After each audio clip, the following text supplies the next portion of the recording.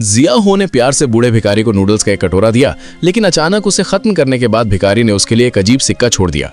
जिया हो ने जल्दी से उसका पीछा किया, लेकिन काफी दूर जाने के बाद भी उसे भिखारी नहीं मिला। लाचार होकर उसे सिक्का लेने के लिए वापस जाना पड़ा। तभी उसके हाथ में सिक्का अचानक सुनहरी रोशनी के साथ चमक उठा और जिया हो के पैर धुंधले होने लगे। अगले ही पल उसने खुद को दूसरी दुनिया के मनी हाउस नाम की एक अजीब दुनिया में कदम रखते हुए पाया। मनी हाउस शब्द देखकर उसने दांत पीसकर दरवाजा खोला। अंदर उसने सच में पहले वाले बूढ़े भिखारी को देखा। बूढ़े आदमी ने कहा कि वो मनी हाउस का मालिक है, उसका समय खत्म हो रहा है और उसे एक वारिस ढूंढना है। उसने उस दयालु नौजवान को चुना था। इससे पहले कि नौजवान मना कर पाता, बूढ़े आदमी ने नौजवान की हथेली को छुआ और तुरंत एक सिक्के के आकार का निशान बन गया। फिर एक और हरकत से बूढ़े आदमी ने अपनी पूरी विरासत उस जवान आदमी के दिमाग में डाल दी।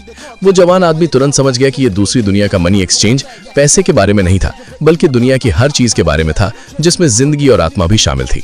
जाने से पहले बूढ़े आदमी ने जवान आदमी को चेतावनी दी, सिर्फ अपनी इच्छाओं को पूरी तरह से कंट्रोल करके ही तुम एक सच्चे विनर बन सकते हो। फिर वो दरवाजे के बाहर गायब हो गया।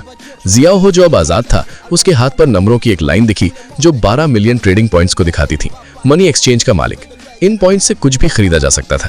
जिया हो ने तुरंत अपनी इंटेलिजेंस बढ़ाने के लिए 1000 पॉइंट्स खर्च किए और ये सच में काम कर गया। जैसे ही सुनहरी रोशनी उसके दिमाग में आई, जिया हो को एक जबरदस्त ताजगी महसूस हुई। उसने जल्दी से अपना स्टैमिना बढ़ाने के लिए और 1000 पॉइंट्स खर्च किए और अपनी जिंदगी बढ़ाने के लिए और 1000 पॉइंट्स खर्च किए। अपनी ताकत बढ़ते हुए महसूस करते हुए वो जवान आदमी अचानक सबसे आगे निकलने के एम्बिशन से भर गया। यहाँ तक कि उसका लुक भी बदल गया।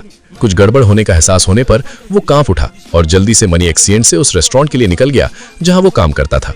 आमतौर पर घमंडी महिला बॉस ने उस लड़के का बेपरवाह चेहरा देखकर गुस्से में उसे सबक सिखाने के लिए झाड़ू उठा ली, लेकिन उस लड़के को यह बिल्कुल बर्दाश्त नहीं हुआ। उसने महिला बॉस को बुरी तरह धक्का देकर जमीन पर गिरा दिया और कहा कि वो नौकरी छोड़ रहा है। महिला बॉस ने उठकर उस पर हमला करने की भी कोशिश की। कुछ बातें करने के बाद लड़के ने अचानक महिला बॉस के माथे पर एक गहरा ऑरा देखा और तुरंत कहा कि उसके पास जीने के लिए सिर्फ 15 दिन बचे हैं। उसने उससे कहा कि अगर वो मरना नहीं चाहती तो वो कुछ पैसे देकर उससे अकेले में बात कर सकती है। महिला बॉस ने लड़के को अपना फायदा उठाते देखकर उसे दफा हो जाने के लिए चिल्लाया। वो लड़का बेपरवाह जाने ही वाला था कि उसने खबर सुनी कि जियांग चेंग का सबसे अमीर आदमी अचानक बहुत बीमार पड़ गया है और एक मशहूर डॉक्टर को लाखों का इनाम दे रहा है। उसने तुरंत जाने का फैसला किया। अगले दिन जाने माने डॉक्टरों के एक बड़े ग्रुप ने बारी बारी से उस आदमी की जांच की, लेकिन उन सभी ने अपना सिर हिलाया, जिससे पता चला कि बूढ़ा आदमी पहले ही गुजर चुका था। कोई भगवान भी उसकी मदद नहीं कर सकता था। जैसे ही परिवार अंतिम संस्कार की व्यवस्था पर बात कर रहा था, एक घमंडी सा दिखने वाला सफेद कपड़ों में एक जवान आदमी अंदर आया। जिंदगी और मौत